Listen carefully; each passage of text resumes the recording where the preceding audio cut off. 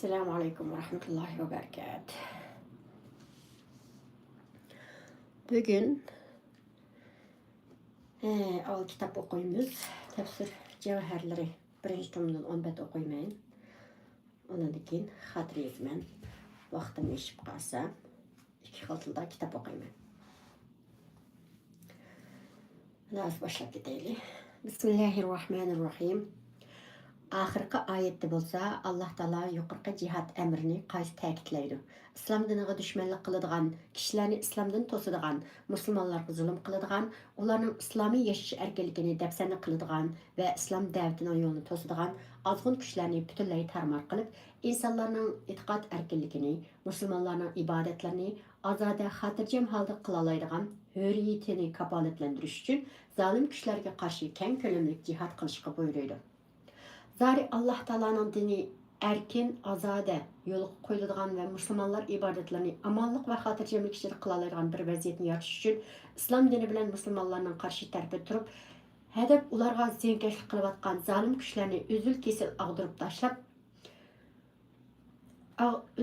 ağdırıp taşlap, ularının ziyankeşlikinin kutuluş, yoki ularni İslamga davet qilish orqali ularni musulmonlarning sepiga qo'shilib zulmga xotirim berishdan boshqa chora yo'qdir. Kafirlar agar ziyonkashlik qilishdan yenib islom dinini qabul qilsa, ularning burunqi qilmishlari va dushmanliklari surishti qilinmaydi. Chunki islom burunqi gunohlarni yo'q chiqardi. Islom diniga yangidan kirgan odam ilgirki barliq gunohlardan poklangan bo'ldi.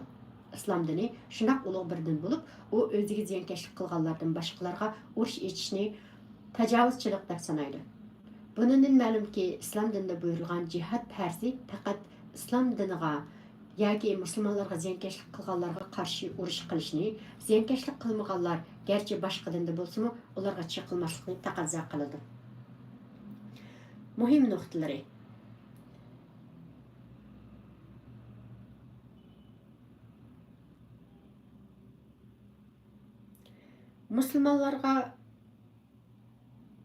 Musulmonlarga ziyonkashlik qilganlarga qarshi jihad qilish farzdir.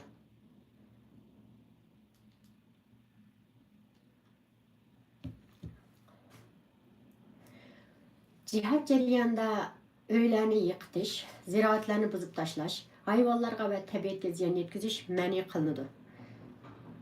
Ikkinchi, urushda ayollarni, bolalarni va yashanganlarni o'ldirish ma'ni qilindi. Faqat urush qilganlar bilan urush qilish talab qilindi. Uchinchi, masjidi haramda urush qilish ma'ni qilindi. Payg'ambar alayhissalom mundaq degan.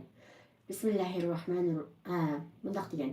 İnne hazal balada harramahullahu yawma halaqallahu lis-semawati wal-ard.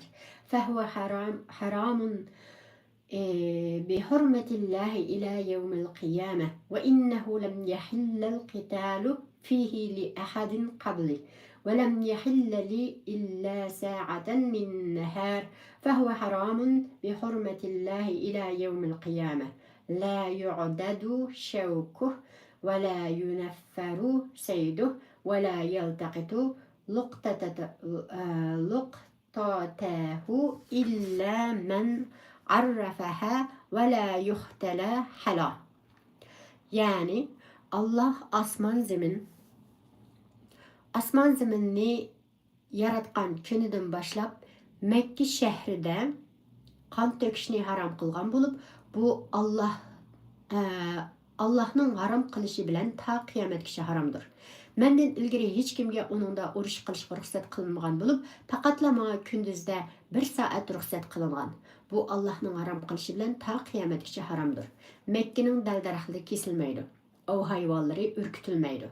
Tepip algan narsa elinmeydi. Faqat egisiga tapşırış üçün alsı boludu. Onun ot çöpleri kesilmeydi.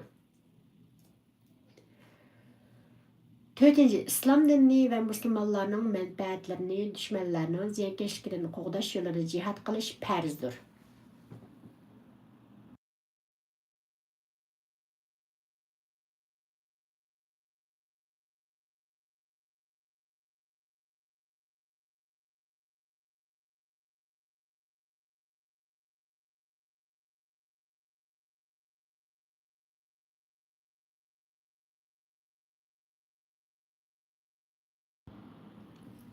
To'rtinchi, islom dinini va musulmonlarning manfaatlarini dushmanlarning ziyonkashligidan qo'g'dash yo'lida jihad qilish farzdir.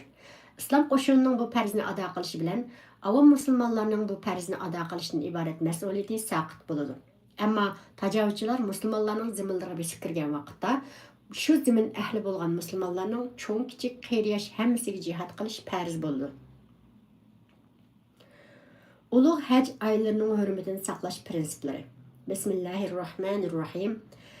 الشهر الحرام بالشهر الحرام والحرمات قصاص فمن اعتدى عليكم فاعتدوا عليه بمثل ما اعتدى عليكم واتقوا الله واعلموا أن الله مع المتقين وأنفقوا في سبيل الله ولا تلقوا بأيديكم إلى التهلكة وأحسنوا إن الله يحب المحسنين.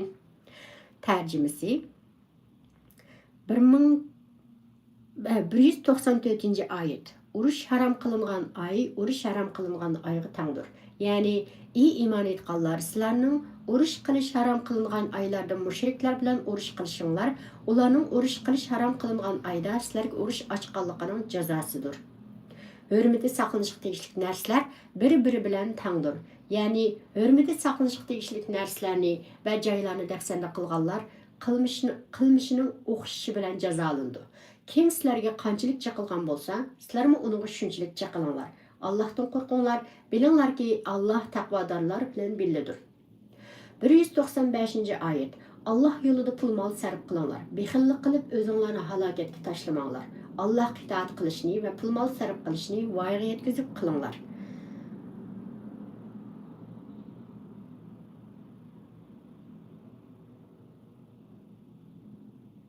Chunki Allah voyaga yetkazib ish qilg'ishlarni yaxshi ko'radi.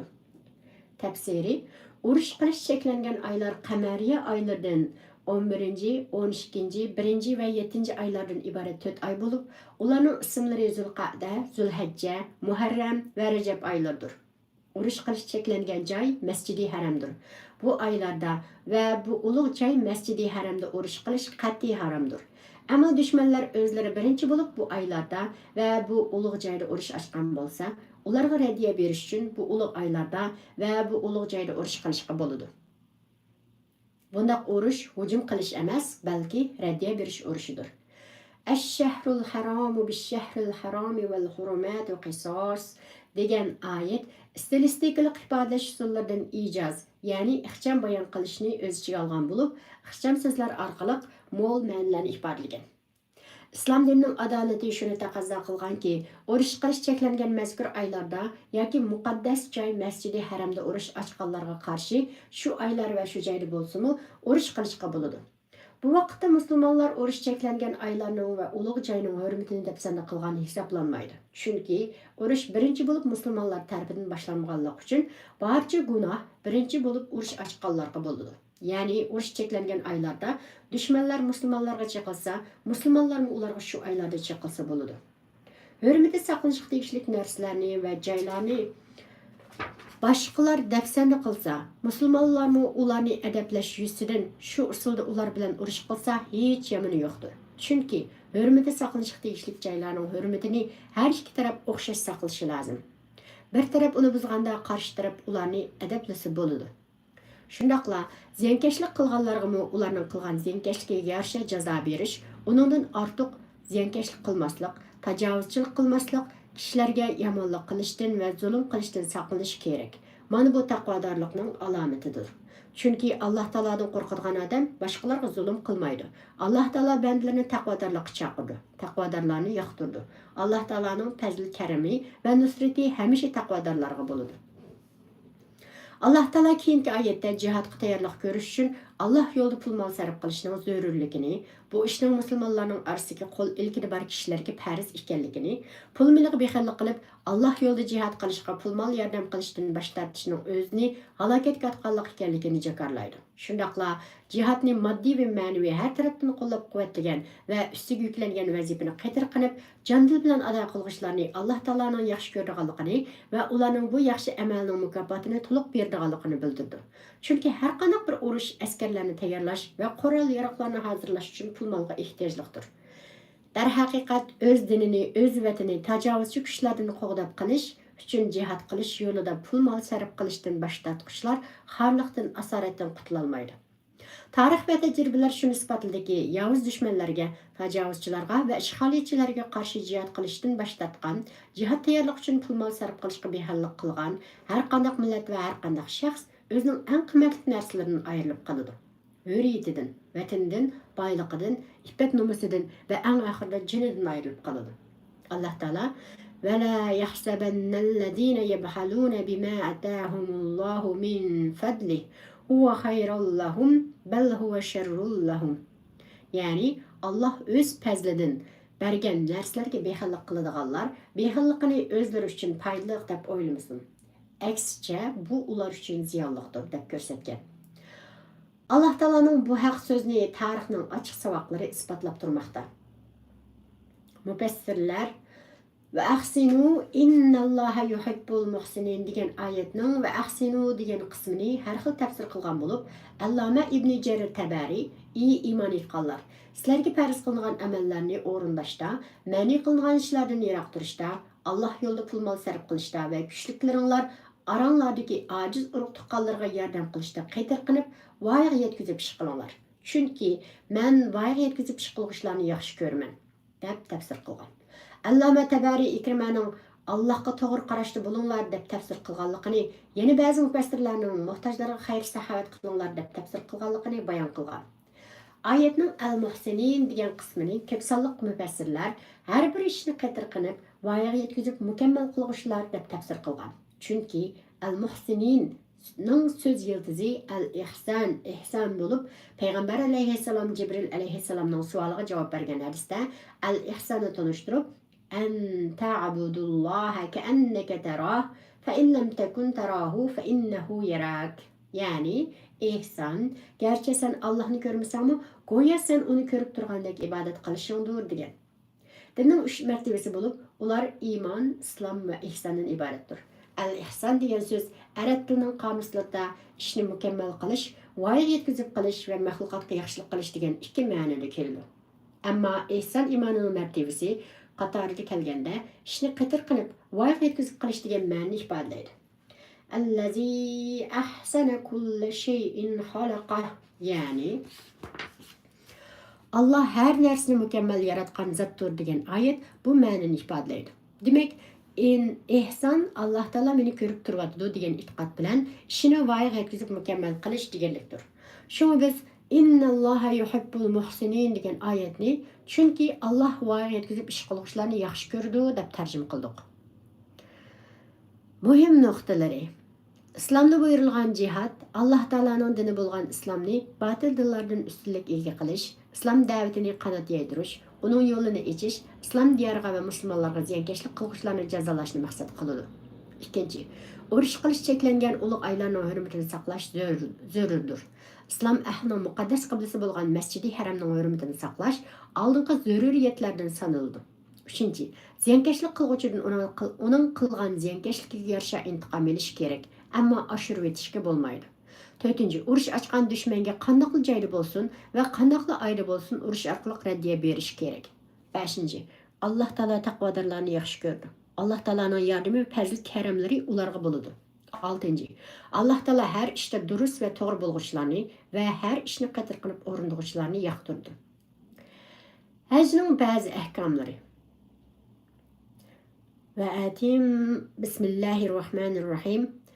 وأتموا الحج والعمرة لله فإن أحصرتم فما استيسر من الهدي ولا تحلقوا رؤوسكم حتى يبلغ الهدي محله فمن كان منكم مريضا أو به أذى من رأسه ففدية من صيام أو صدقة أو نسك فإذا أمنتم فمن تمتع بالعمرة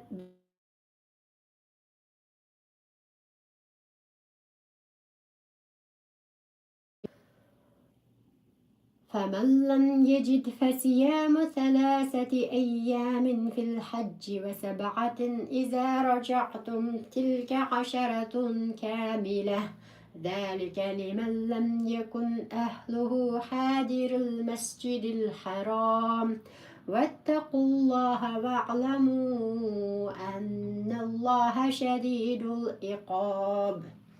Tercümesi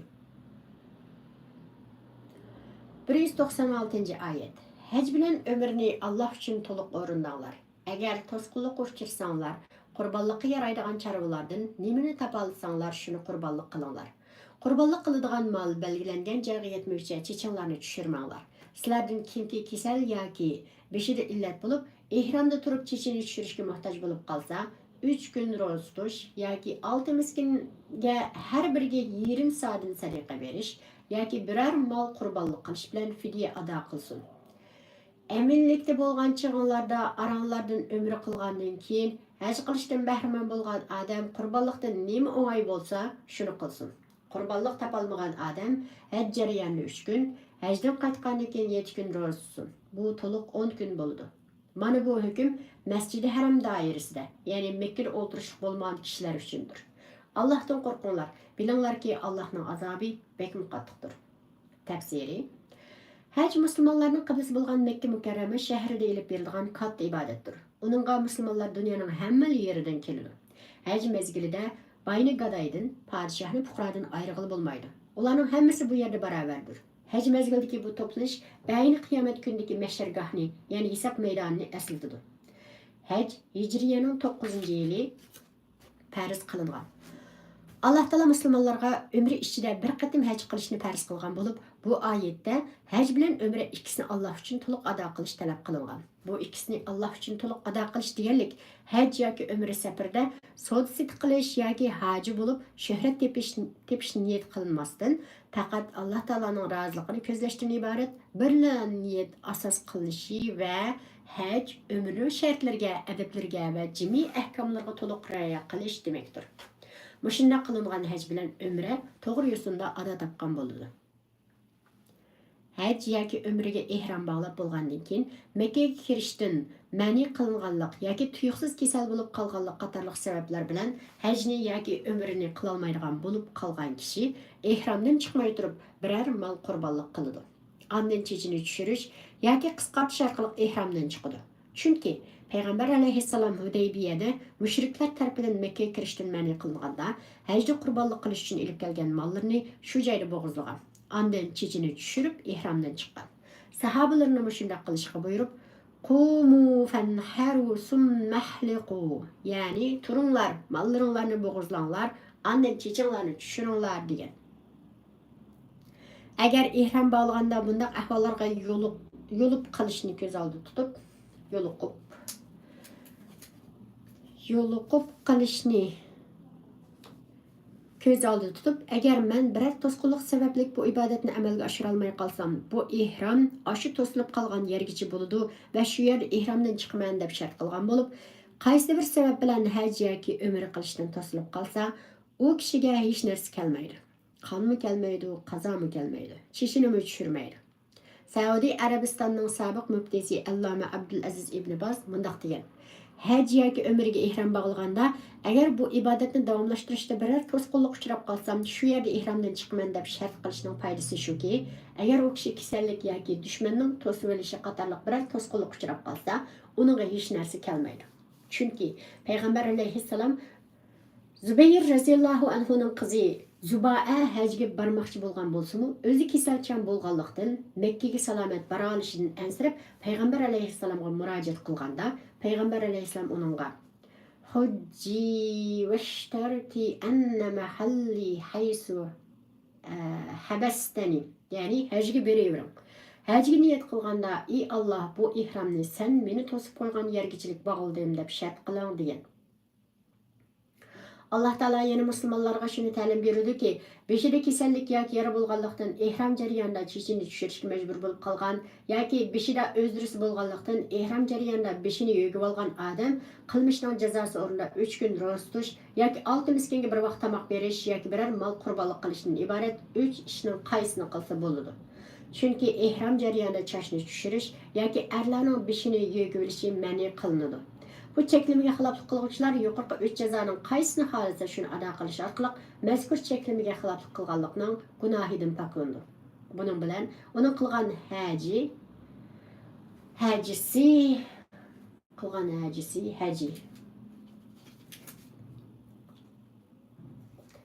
yoki umrisi nuqsonsiz ado topgan bo'ladi. Shundaqla Makka ahli bo'lmaganlardan Mekke'ye kelib umra ado qilib bo'lib, ehromdan chiqqan va yana haj farzini shu qatamliq safarda ado qilgan, ya'ni Mekke'ye kelgan bir qatamliq safarda umr bilan hajni ayrim-ayrim ehrom bog'lash bilan ado qilgan kishilarning qurbonlik qilishi vojibdir.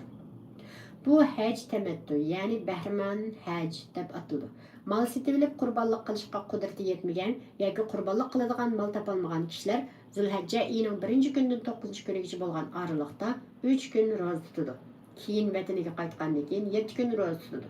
Shuning bilan jami 10 kun ro'za tutgan bo'ladi. Bu ro'zalar bilan qurbonlik qila olmaganlikdan iborat nuqson yuyiladi. Natijada qilingan haj bilan umri to'liq ado topgan bo'ladi. Yuqorqilar Alloh taolaning belgilimlari bo'lib, haj yoki umra qiluvchilar bularga amal qilishga buyurilgandir. Muxolifatchilik qiluvchilarning oqibati yaxshi bo'lmaydi. Shunga Alloh taolo oxirgi oyatda musulmonlarni Alloh taoladan qo'rqib buyurganlarini ado qilishga va to'sqinlarni yiroq turishga, taqvolik doirasida ish qilishga va Alloh taolaning azobining qattiq bo'lganligini unutib qolmaslikka chaqirdi. Muhim nuqtalari: haj yoki umraga ehrom bog'laganlarning garchi nafli haj yoki nafli umra qilmoqchi bo'lgan bo'lsa-mu, uni davomlashtirishi farzdir.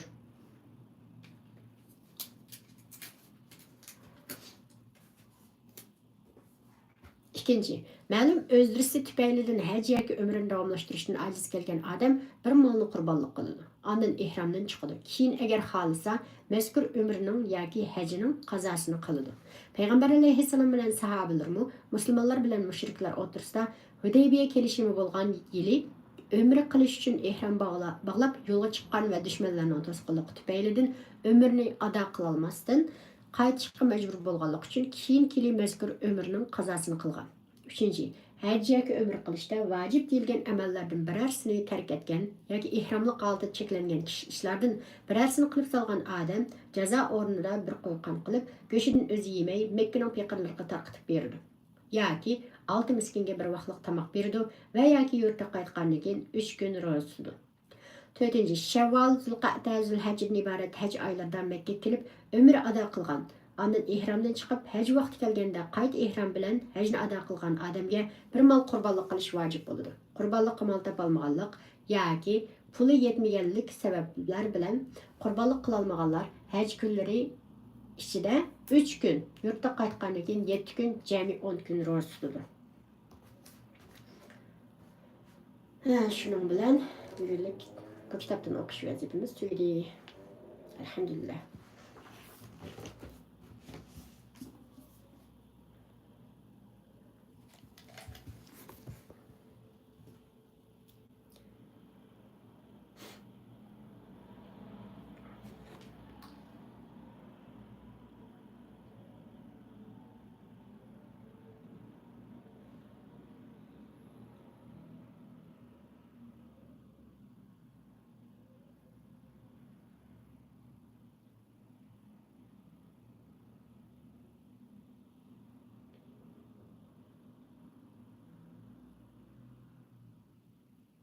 Endi xotir yozaman. Xotir yozish jarayonida men sizlarga minik muzika qo'yib beray.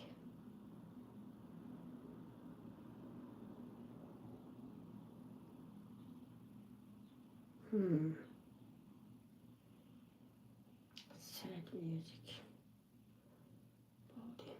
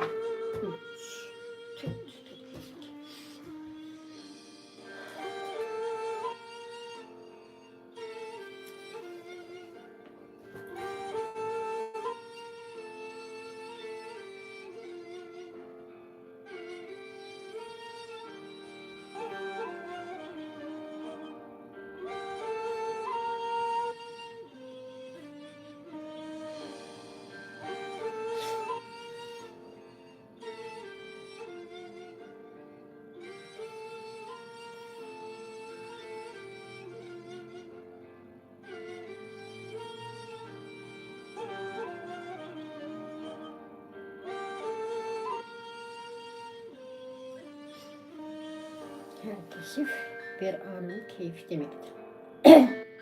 Bugün küçük bir internet molasıyla kendinize bir iyilik yapın. İlginç içeriklere göz atın ve kısa bir süreliğine dijital dünyadan uzaklaşın. Çünkü minik bir internet molası sadece rahatlamak değil, aynı zamanda zihinsel tazeleme ve yeni perspektifler kazanmanın bir yolu. İnşallah bunu bugün yapacağım. Hayatınızdaki önemli konulara odaklanma konusunda düşüncelerinizi paylaşın. Odaklanmanızı nasıl güçlendirebilirsiniz? Doğru odaklanma, hedeflerinize giden yolda kendinizi adamanın ve dikkatinizi önemli olanlara vermenin güçlü bir anahtarıdır. Her odaklanma bir başarı adımı, her dikkat bir gelişim fırsatıdır.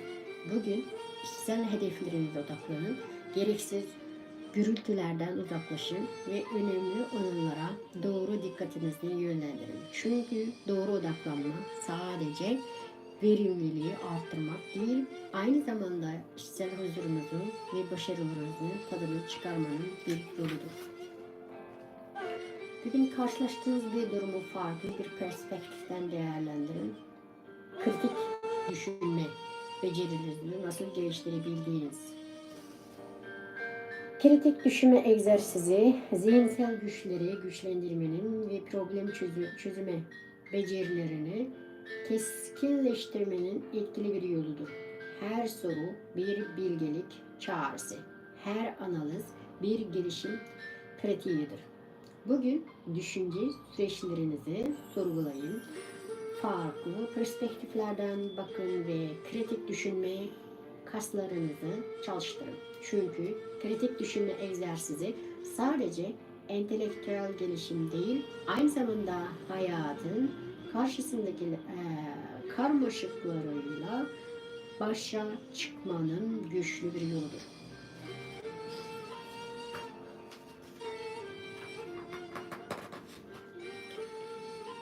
Gelecekteki hayallerinizi ve hedeflerinizi düşünün. Bu hedeflere ulaşmak için hangi adımları atabilirsiniz? Çevresel farkındalık geliştirmek için bugün hayaller ve hedefler yaşamın anlamını keşfetmenin ve kişisel büyümenin itici güçleridir. Her hayal, her gelecek tasarımı, her hedef bir başarı öyküsüdür. Bugün içsel vizyonlarınızı netleştirin, büyük düşünün ve her adımınızı hayallerinizin ve hedeflerinizin yoluna cesurca atın. Çünkü hayaller ve hedefler sadece bir yaşam planı değil, aynı zamanda kendi başarı öykünüzü yazmanın birer rehberidir.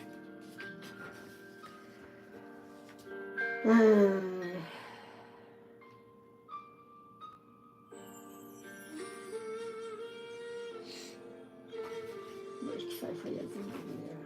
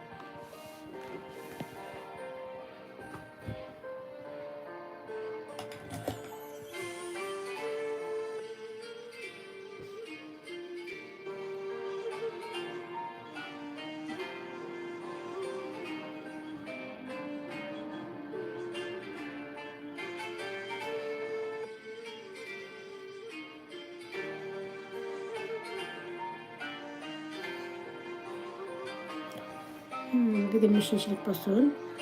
Hammalarga rahmat, hammalarga Allohga emanet.